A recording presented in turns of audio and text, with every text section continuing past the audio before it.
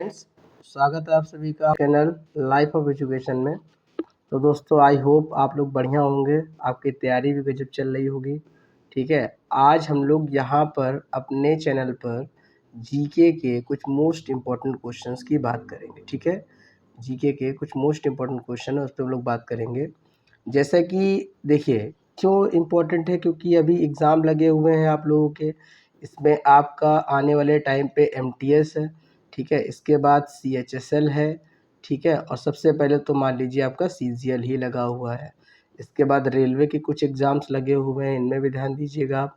ठीक है, ये सभी में आपके ये क्वेश्चंस आपको देखने को ज़रूर मिलेंगे। चाहे कितने भी क्वेश्चन हो, आपको एक दो क्वेश्चन आपको यहाँ से 50 क्वेश्चन में ये नहीं कह सकता कि मैं 50 फंसेंगे, लेकिन हाँ 10 से 12 क्वेश्चन अगर 30 नंबर का जीके का पोर्शन है तो 10 से 12 क्वेश्चन आपको मिल सकते हैं और 6 से 7 क्वेश्चन देखने को मिलेंगे।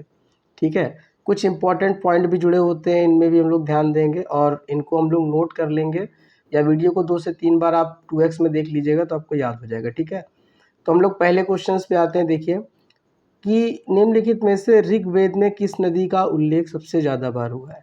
देखिए, अगर हम बात करते हैं तो यहाँ पर सिंधु नदी का सबसे ज़्यादा बार उल्लेख किया गया है। देखिए, वेद की बात करते हैं तो वेदों की संख्या है 4।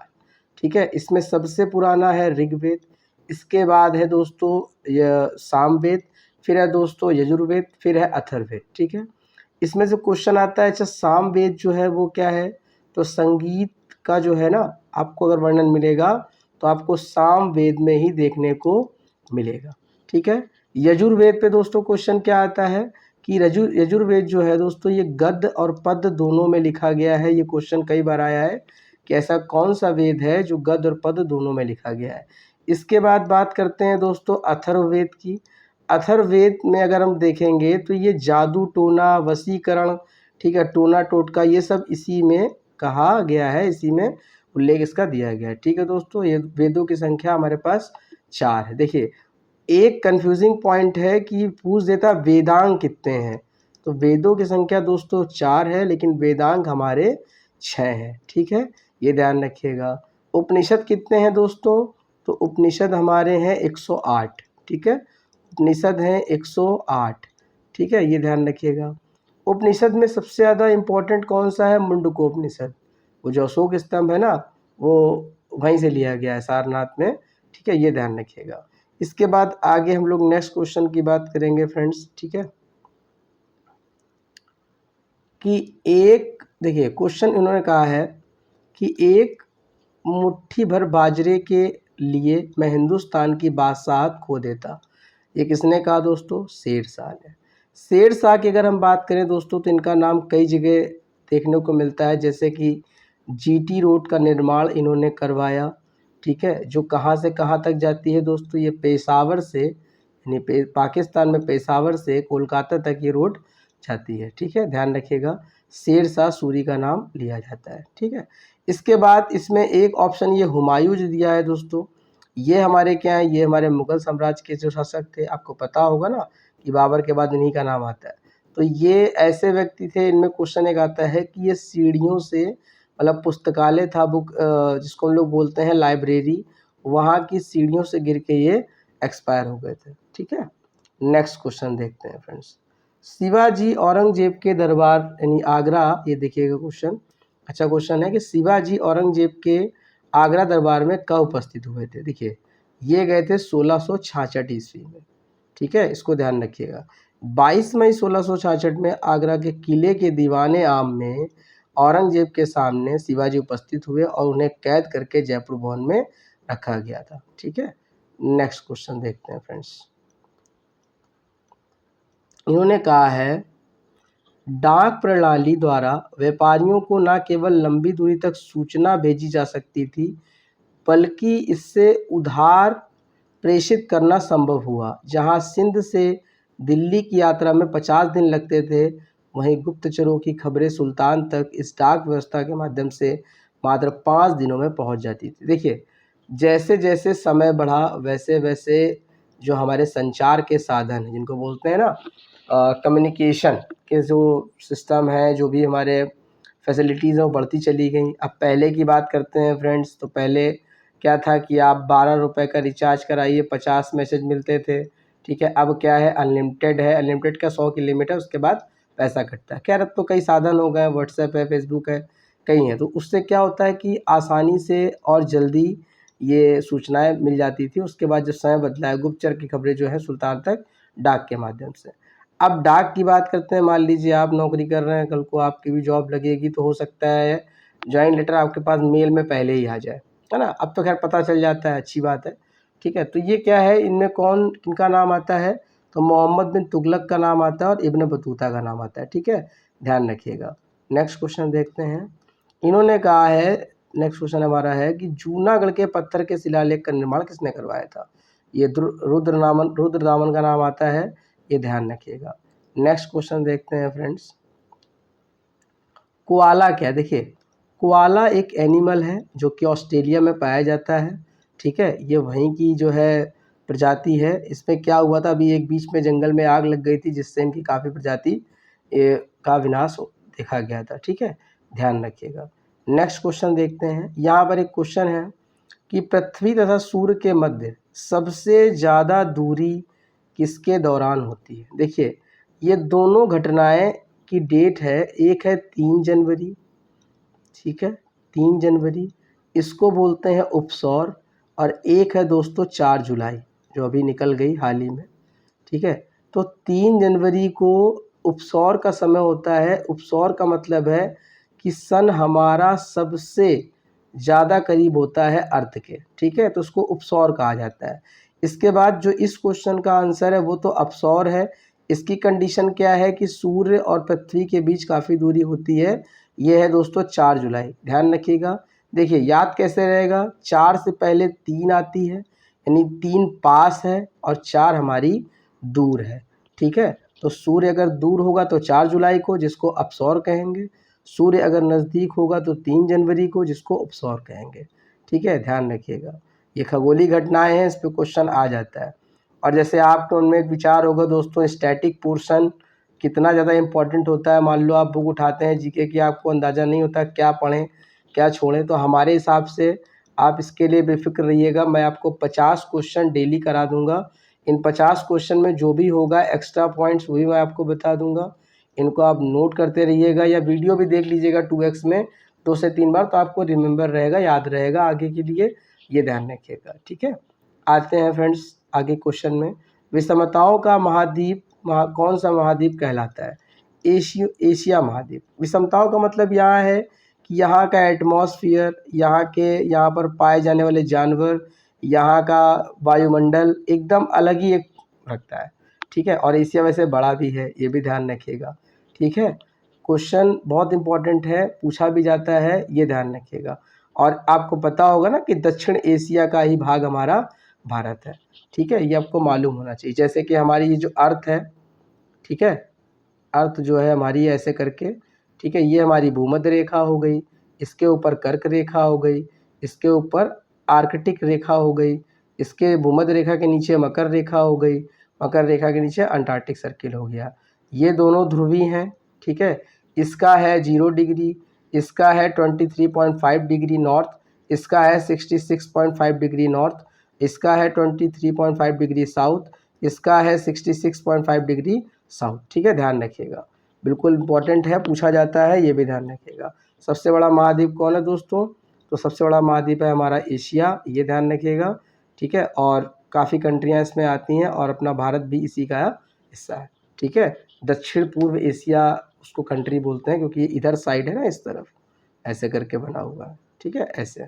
ये साउथ इसकी तरफ है ना, उत्तर सर, हाँ ठीक है, ये ध्यान रखिएगा, इस तरफ है हमारा इंडिया। आगे बात करते हैं। लक्षद्वीप को इन्होंने एक पॉइंट दिया है, लक्षद्वीप को मलिकू एटोल से कौन सा चैनल अलग करता है, ठीक है, 9 डिग्री चैनल। इसमें इसलिए इम्पोर्टेंट है, ये कई बार क्वेश्चन पूछा गया है, क्योंकि दोस्तों ऐसा है ना कि अंडमान और निकोबार, ठीक है, अंडमान और निकोबार, ये जो हमारा यूटी है, यूनियन टेरिटरी इंडिया का, ठीक है, ध्यान रखिएगा। तो इसमें क्या है कि ये दोनों एक दूसरे को 10 डिग्री चैनल पर अलग करते हैं। ये क्वेश्चन भी कई बार देखने को मिला है, ठीक है, देखो लिखा भी आगे इसमें एक्स्ट्रा पॉइंट में, ठीक है। अब हम बात करते हैं दोस्तों, देखिए संविधान की छठी अनुसूची, अनुसूचियों की अगर हम दोस्तों बात करें, ठीक है, तो अनुसूचियां हमारे पास जो हैं दोस्तों, उनकी संख्या देखिए, अनुच्छेद तो खैर 400 से ऊपर भी जा चुके हैं, ठीक है। भाग हमारे दोस्तों 22 थे शुरुआत में, अब लगभग 25 के आसपास हैं, लेकिन 22 तक ही क्वेश्चन अभी फिलहाल आ रहे हैं, अभी 25 चीज़ देखने को नहीं मिला है, ठीक है। इसके बाद जो हमारी अनुसूचियां हैं दोस्तों, वो 12 अनुसूचियां हैं। उन 12 अनुसूचियों में है क्या कि छठी अनुसूची की बात की गई है, यानी हमारे नॉर्थ ईस्ट स्टेट है, उसमें मणिपुर का नाम नहीं आता है। संबंध किससे है? असम है, मेघालय है, त्रिपुरा है और मिज़ोरम है। क्यों? क्योंकि यहाँ जनजातियाँ पाई जाती हैं दोस्तों, ठीक है, ध्यान रखिएगा। असम की अगर हम बात करें तो आपको पता है काजीरंगा नेशनल पार्क असम में है, जो कि एक सींग वाले गेंडे के लिए फेमस है, ठीक है।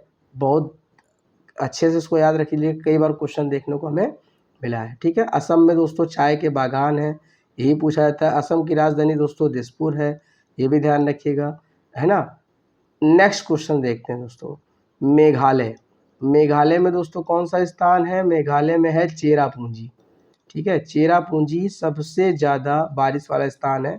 अभी तक दोस्तों मासीर नाम था, अब ये हो चुका, दोनों आगे पीछे बने रहते हैं। त्रिपुरा की बात करें दोस्तों, तो ये राज्य भी छठी सूची के जो है इसमें लागू नहीं होता है, सॉरी इसमें होता है, ठीक है। तो त्रिपुरा एक ऐसा राज्य है, कई बार क्वेश्चन आया है, जो 3 तरफ से बांग्लादेश से घिरा हुआ है, ठीक है, ये ध्यान रखिएगा। नेक्स्ट क्वेश्चन देखते हैं दोस्तों, क्या कह रहे हैं? राजस्थान लोक सेवा आयोग सदस्यों की संख्या और सेवा शर्तों का किसके द्वारा किया जाता है? देखो राज्यपाल के द्वारा। लोक सेवा आयोग की अगर हम बात करते हैं दोस्तों, तो ये हमारा आप भारत पे देखेंगे, देश स्तर पे, तो यूपीएससी का नाम आता है, ठीक है। और हर स्टेट पीसीएस अपना एग्ज़ाम कराती है, ठीक है, ये ध्यान रखिएगा। तो उसमें राज्यपाल ही देखेंगे, क्योंकि वही कर्ता धर्ता होते हैं, क्योंकि राज्य में कार्यपालिका नहीं, विधायिका की जो प्रमुख है वो हमारे राज्यपाल हैं, और देश में तो राष्ट्रपति का नाम आता है, ठीक है। इसके बाद बात करते हैं दोस्तों अनुच्छेद 75, ठीक है। जैसे ये जो पोर्शन मैं करा रहा हूँ, ये दोस्तों स्टैटिक का पोर्शन है, तो स्टैटिक के पोर्शन में पता नहीं कहाँ से क्वेश्चन पूछ लिया जाता है, इसलिए मैं आपको स्टैटिक करा रहा हूँ। इसके बाद 1 हफ्ते के बाद मैं सब्जेक्ट वाइज आपको वीडियो प्रोवाइड कराता रहूँगा, आप लोग उस पर जो है अपना जो भी आपको डाउट हो कमेंट कर दीजिएगा और उसको शेयर कर दीजिएगा, ताकि और बच्चे तक ये चीज़ पहुँचे, ताकि उनकी भी तैयारी बढ़िया हो सके, ठीक है। अनुच्छेद 75 के संदर्भ में कौन सा कथन सही नहीं है? देखिए यहाँ पर सही नहीं है, इस बात पर ध्यान रखिएगा। कई बार क्वेश्चन गड़बड़ होता है फ्रेंड, लगता है कि नहीं शायद हमारा सही है, इसलिए नहीं और हाँ में ध्यान रखिएगा। 75 में प्रधानमंत्री की नियुक्ति राष्ट्रपति करता है। देखिए प्रधानमंत्री जो है वो दोस्तों लोकसभा का नेता होता है, ठीक है, पहली बात तो, और पक्ष का नेता है, यानी कि वो कहीं ना कहीं से अपनी तो खैर सीट जीत के आते ही हैं, है ना, और पूरे देश में चुनाव होते हैं, वहाँ भी सांसद निकल के आते हैं, तो उनके जो उनको उचित लगता है यहाँ इनको बना देते हैं पीएम, तो ऐसा नहीं, वो बन जाते हैं। जैसे इस समय वर्तमान में मोदी जी प्राइम मिनिस्टर हैं, तो पहले भी थे, उन्होंने ऐसे काम किए हैं, तो लोगों को लगा कि चलो भाई इनके नेताओं को इनको बना देते हैं, ठीक है, इसलिए। इसके बाद है कि मंत्रिपरिषद के सदस्य जो होंगे वो लोकसभा की संख्या के 15% से अधिक नहीं होगी। 15% मतलब दोस्तों देखिए हमारे पास 15% मतलब 100 में 15 मंत्रालय से लिए जाएंगे। 100 में 15 का मतलब ये हुआ कि मान लीजिए हमारे जो लोकसभा सीटें हैं, ठीक है, वैसे तो सीटें 552 है, लेकिन चुनाव 543 पे होते हैं। दो सीटों पर जो है एंग्लो इंडियन का था वो भी ख़त्म कर दिया गया, तो 543 मतलब 543 में से अगर हम इसका 15% निकालें तो लगभग ये 75 के आसपास निकलेगा, जाके 75 से 76। तो हमारे राज्य मंडल और ये विधान केंद्र मंडल के जो मंत्री हैं उनको मिला करके इतनी % संख्या से अधिक नहीं होनी चाहिए। इसके बाद नेक्स्ट पॉइंट जो है ना कि सभी मंत्री प्रधानमंत्री के प्रसाद पर्यंत पद धारण करेंगे, ये गलत बात है। प्रसाद पर्यंत मतलब ये होता है कि जब तक चाहेंगे तब वो बना के रखेंगे, ऐसा नहीं है। और ये बात तो बिल्कुल बहुत सही लिखी है कि जो भी मंत्रिपरिषद होंगे वो सामूहिक रूप से लोकसभा के प्रति उत्तरदायी होंगे। इसका अर्थ ये होता है लोकसभा के प्रति उत्तरदायी कैसे, कि भाई इनको लोगों ने इलेक्शन से ही जिताया है और इनको इनकी सीट पे बिठाया है, सीधी सी बात है।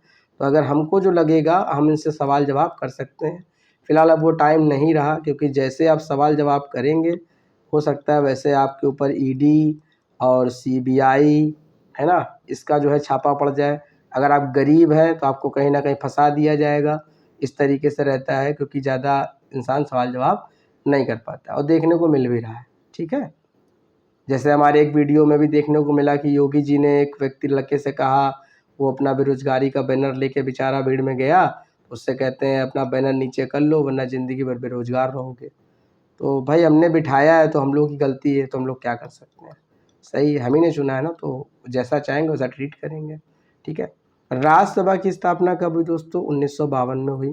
ठीक है, राज्यसभा की बात करते हैं दोस्तों, तो ये हमारे पास अगर इनकी बात करेंगे तो अनुच्छेद 80 में इसकी बात की गई है और मैक्सिमम संख्या इनकी 250 है।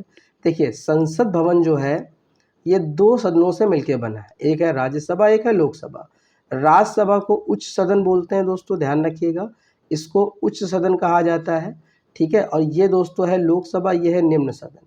देखिए लो से होता है लोअर, बनी बात है कि लोअर इंसान नीचे पहनता है तो निचली सदन इसको कह सकते हैं। ठीक है, और राज का मतलब भाई राजा हमेशा ऊपर रहता है तो उच्च सदन हो गया। अक्सर कंफ्यूजन रहता है, ये ध्यान रखिएगा। दूसरा नाम क्या है ये बता दीजिए। इसमें मेंबर कितने हैं? 250। इसमें कितने हैं? 552। लेकिन चुनाव कितनों पे होता है दोस्तों? केवल और केवल 543 सीटों पे। और राज्यसभा की बात करते हैं तो राज्यसभा में 12 सदस्य राष्ट्रपति के द्वारा नियुक्त किए जाते हैं। ठीक है, एक्स्ट्रा में वो व्यक्ति ये होते हैं कि जैसे इन्होंने देश में किसी न किसी क्षेत्र में नाम रोशन किया या देश को रिप्रेजेंट किया, ऐसे करके हमें क्वेश्चन मतलब लोगों को 12 लोगों को राष्ट्रपति नियुक्त कर सकता है। ठीक है, और ये भी ध्यान रखिएगा हर 2 साल में इनके 2/3 सदस्य जो है वो रिटायर होते रहते हैं और नए सदस्य नियुक्त होते रहते हैं। ठीक है, इसके बाद हम बात करते हैं नेक्स्ट क्वेश्चन की। देखिए ये कह रहा है तंत्रिका तंत्र में शामिल है। तंत्रिका तंत्र मतलब नर्वस सिस्टम। नर्वस सिस्टम की बात करेंगे तो ब्रेन की बात करेंगे, ब्रेन तो है ही। ठीक है, स्पाइनल कॉर्ड भी है, स्प्लीन का पार्ट नहीं है। क्यों? क्योंकि स्प्लीन को हम लोग बोलते हैं तिल्ली। ठीक है, इसमें क्या होती हैं दोस्तों? इसमें आरबीसी बनती हैं, ये ध्यान रखिएगा। ब्लड का जो पार्ट है आरबीसी वो स्प्लीन में बनता है। ठीक है, ये ध्यान रखिएगा। नर्व्स तो हैं ही, यानी पहला सही है, दूसरा सही है और चौथा सही है। तीसरा ऑप्शन नहीं सही है, क्योंकि तीसरे का कनेक्शन ब्रेन से कहीं भी नहीं है। ठीक है, ब्रेन से रिलेटेड नहीं है, तो हमारे पास ये ऑप्शन हट जाएगा। बाकी 2 ऑप्शन हमारे पास 3 ऑप्शन मिलते हैं तो वह मिलेंगे। ठीक है, नेक्स्ट क्वेश्चन, प्रधानमंत्री ग्राम सड़क योजना की शुरुआत 2000। ऐसा इसलिए पूछा जाता है कि ये डायरेक्ट प्रधानमंत्री के उसमें आता है, इसलिए इसको ध्यान रखिएगा। नेक्स्ट क्वेश्चन देखते हैं। ठीक है, क्या कह रहे हैं भाई? ये निम्नलिखित में से मानव विकास रिपोर्ट का प्रकाशन। देखिए मानव विकास का मतलब है कि उसकी एजुकेशन, उसकी हेल्थ और उसकी पर कैपिटा इनकम, मतलब उसकी शिक्षा व्यवस्था क्या है, उसकी स्वास्थ्य व्यवस्था क्या है और वो कमाता कितना है। तो इसका प्रकाशन दोस्तों हर साल यूएनडीपी करती है। ठीक है, ध्यान रखिएगा, यूएनडीपी इसका प्रकाशन करती है। ठीक है, क्या प्रकाशन करती हैं? यही कि मानव विकास रिपोर्ट कहाँ तक बढ़ी है कहाँ नहीं। यूनाइटेड नेशन डेवलपमेंट प्रोग्राम, ये भी ध्यान रखिएगा। इसके बाद वर्ल्ड इकोनॉमिक फोरम दोस्तों, तो अर्थव्यवस्था रिलेटेड पॉइंट ये देखते हैं। वर्ल्ड बैंक की बात करते हैं दोस्तों, तो ये विश्व में, पूरे विश्व में किसी भी देश को लोन देने की क्षमता रखते हैं और नज़र भी बनाए रखते हैं कि क्या विकास हुआ है। संयुक्त राष्ट्र पर्यावरण कार्यक्रम दोस्तों, यूनाइटेड नेशन एनवायरनमेंट प्रोग्राम, इसका दोस्तों हेडक्वार्टर कई बार पूछा गया है, तो ये नैरोबी में है, इसको ध्यान रखिएगा। नैरोबी केन्या में है, साउथ कंट्री है, ये ध्यान रखिएगा। ठीक है, नेक्स्ट क्वेश्चन देखिए, ये रीजनिंग का क्वेश्चन आ गया है इसमें। तो राय देना मतलब मांगना और लेना का मतलब देना ही हुआ, उसमें कोई बड़ी बात नहीं है, आप इसको कर सकते हैं। ठीक है, इसके बाद दोस्तों जो क्वेश्चन हमने लिए हैं ये हमारे कुछ डांस के इंपॉर्टेंट क्वेश्चन हैं। जैसे उत्तर भारतीय नृत्य। देखिए उत्तर भारतीय का मतलब ये हुआ कि आपको अब जो पैटर्न है एग्ज़ाम का थोड़ा सा चेंज है। आपको थोड़ा सा क्या है ना कि इसको अच्छे से मतलब पढ़ना है। ये रहा हमारा ऐसे करके। ठीक है, इंडिया को आप ऐसे देख लीजिएगा, ये हिस्सा है हमारा, इसको हटा दीजिए। तो उत्तर भारतीय मतलब ऊपर की तरफ जो डांस है, यानी 4 हिस्सों पहले बांट दीजिए। देखिए किसी को अगर मैप ना याद हो रहा हो तो मैप आप ऐसे बना लीजिए इस तरीके से। ठीक है, और इसको 4 हिस्सों में बांट लीजिए अच्छे से। पहले नॉर्थ वाले स्टेट उनके फेमस डांस, उनमें बहने वाली नदियाँ, उनमें फेमस डैम, उनके फेमस नेशनल पार्क, कुछ भी है उसको आप याद करिए। फिर इसके बाद साउथ में आइए, साउथ के बाद ये हमारे कुछ स्टेट्स हैं, इनको आप पढ़ लीजिए। इसके बाद ये हमारे वेस्ट के स्टेट्स हैं, है ना, उसमें गुजरात और राजस्थान और महाराष्ट्र का नाम आता है। पूरब की बात करते हैं दोस्तों तो नॉर्थ ईस्ट वाला ज़्यादा पूछा जाता है, ठीक है, सबसे ज़्यादा नॉर्थ ईस्ट पूछते हैं ये लोग, क्योंकि ज़्यादा इंपॉर्टेंट है और पूछा भी जाता है, ऐसा नहीं है, ठीक है, ये ध्यान रखिएगा। तो अगर हम नेक्स्ट क्वेश्चन की बात करेंगे यहाँ पर, तो हमें देखने को क्या मिलेगा कि उत्तर भारतीय नृत्य है मतलब कथक। भाई कथक यूपी का डांस है। कन्फ्यूज़न क्या रहता है, कथक और कथकली में क्या कन्फ्यूज़न है? कथक और कथकली में ये कन्फ्यूज़न है, कथक उत्तर प्रदेश का डांस है और कथकली केरल का, ठीक है, ध्यान रखिएगा। केरल क्यों नहीं होगा, क्योंकि इसने पहले ही बोल दिया था। उत्तर भारतीय नृत्य मतलब ऊपर की तरफ, मणिपुरी नॉर्थ ईस्ट, उड़ीसी उड़ीसा, कथकली केरल, ठीक है, ये नॉर्थ ईस्ट का है यानी मणिपुर मणिपुर का है और उड़ीसी उड़ीसा का है, कथकली केरल का है, ठीक है, ये ध्यान रखिए। देखिए कथक राजस्थान और उत्तर भारत की नृत्य शैली है, राजस्थान में इसका डांस होता है, ऊपरी तरफ है।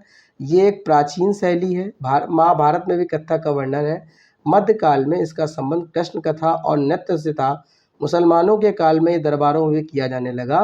वर्तमान समय में बिरजू महाराज, ठीक है, जो कि लखनऊ घराने से हैं, कई बार पूछा गया है, इसके बहुत बड़े व्याख्याता रहे हैं और उनको काफ़ी ज्ञान था, वह एक्सपायर हो चुके हैं, ये ध्यान रखिएगा। इनका नाम आता है कि बिरजू महाराज का संबंध किस नृत्य से, तो कथक से है, ध्यान रखिएगा।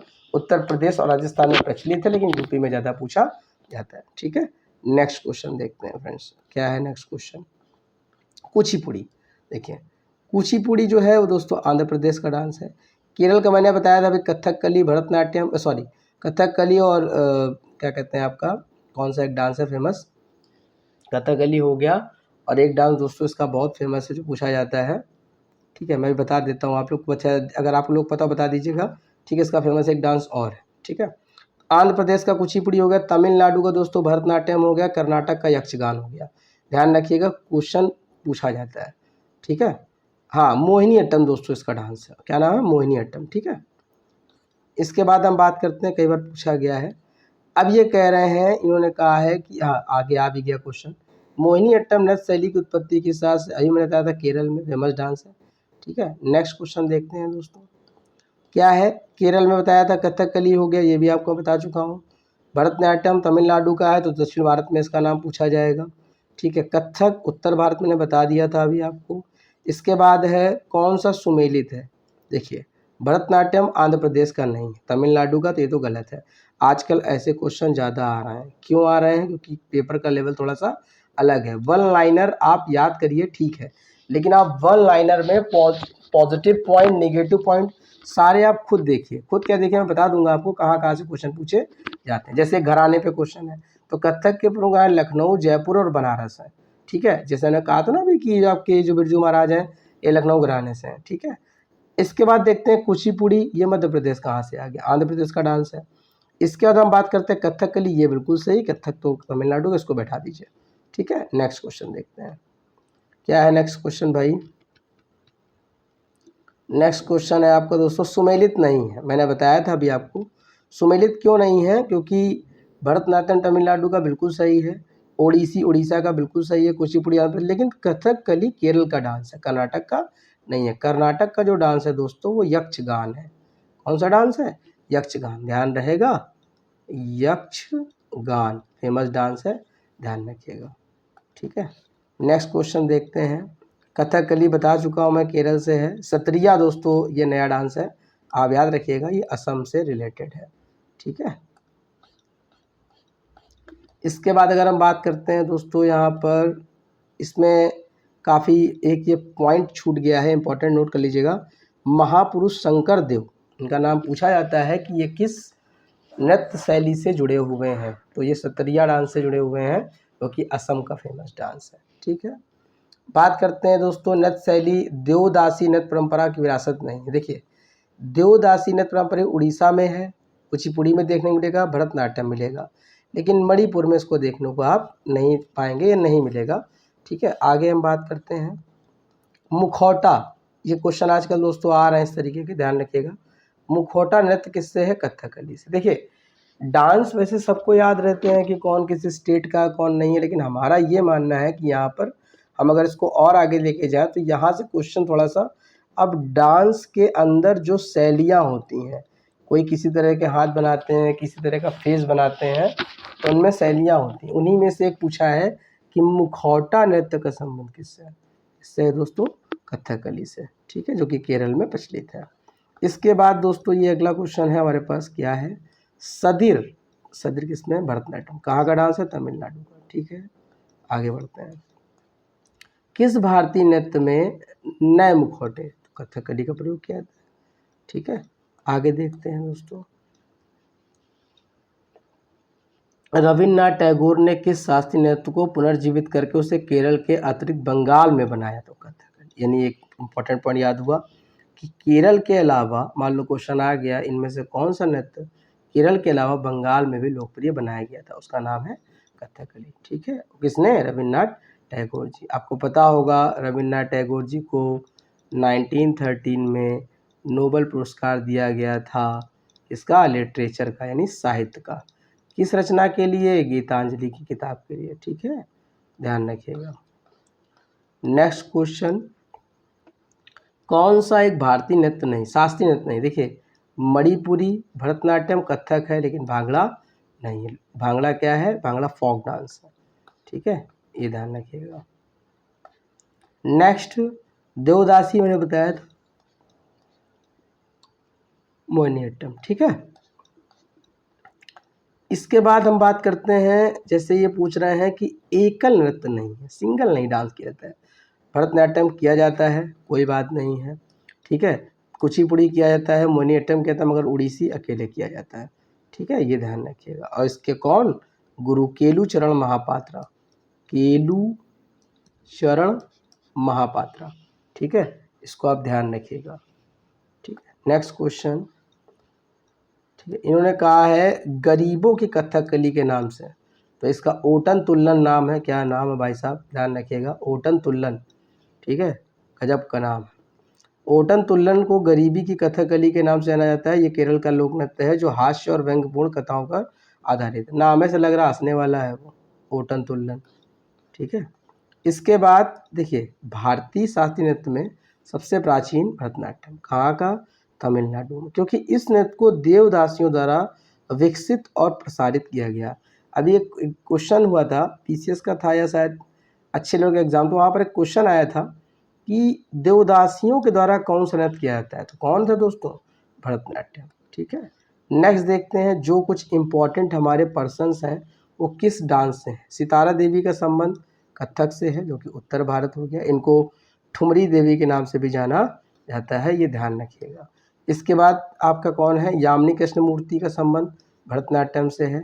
नेक्स्ट क्वेश्चन देखते हैं दोस्तों, लीला सैमसन का संबंध दोस्तों भरतनाट्यम से है, ठीक है। नेक्स्ट क्वेश्चन देखते हैं फ्रेंड्स हम लोग, क्या है नेक्स्ट क्वेश्चन हमारे पास, प्रियंवदा मोहंती का संबंध उड़ीसी से है, जो कि उड़ीसा का डांस है, ठीक है। आगे देखते हैं फ्रेंड्स, मृणालिनी साराभाई, कई बार ये क्वेश्चन रिपीट हुआ भाई साहब, काफ़ी टाइम ये क्वेश्चन पूछा गया भरतनाट्यम, ध्यान रखिएगा, क्योंकि यही स्टैटिक जीके का पोर्शन है। स्टैटिक का मतलब होता है कि अगर 25 क्वेश्चन आ रहे हैं तो 15 क्वेश्चन रिपीटेड होंगे, ठीक है, बस पॉइंट बदल जाते हैं, ये आप ध्यान रखिएगा, ठीक है। इंद्राणी रहमान, इनका नाम शायद नहीं सुना होगा आप लोगों ने, ठीक है, उड़ीसी से रिलेटेड है इंद्राणी रहमान, ठीक है। ये मैं आपको बता चुका हूँ बिरजू महाराज के बारे में, कथक से जुड़े हुए हैं, ठीक है। शोभना नारायण, ये भी कई बार नाम पूछा गया है, किससे है? कथक से, ठीक है, कथक से, ठीक। नेक्स्ट, रागिनी देवी मोहिनीअट्टम, इसके बाद पद्मा सुब्रमण्यम भरतनाट्यम, ठीक है। तो ऐसे करके दोस्तों यहाँ पर हम लोगों ने करीब 47 के आसपास क्वेश्चन देख लिए हैं, बल्कि ये 40 के आसपास आपको ठीक ठाक क्वेश्चन इसमें दिए हुए हैं। आप इनको जो है दोबारा सही से रिवाइज कर लीजिएगा, एक बार इसको और देख लीजिएगा 2x की स्पीड में, और जो क्वेश्चन आपको याद ना हो उसको इन शॉर्ट में आप याद कर लिए। कैसे? जैसे पी सुब्रमण्यन लिख के आप वहाँ पर भरतनाट्यम लिख सकते हैं, और भरतनाट्यम में आपको तमिलनाडु भी लिख देना है, और यहाँ पर ये भी लिख देना है कि ये देवदासियों के द्वारा नृत्य किया जाता था, ताकि आपको ये पॉइंट हमेशा के लिए याद है। ठीक है दोस्तों, मिलते हैं अपनी नेक्स्ट वीडियो में, तब तक के लिए wish you all the best. ठीक है, एंड बाय बाय।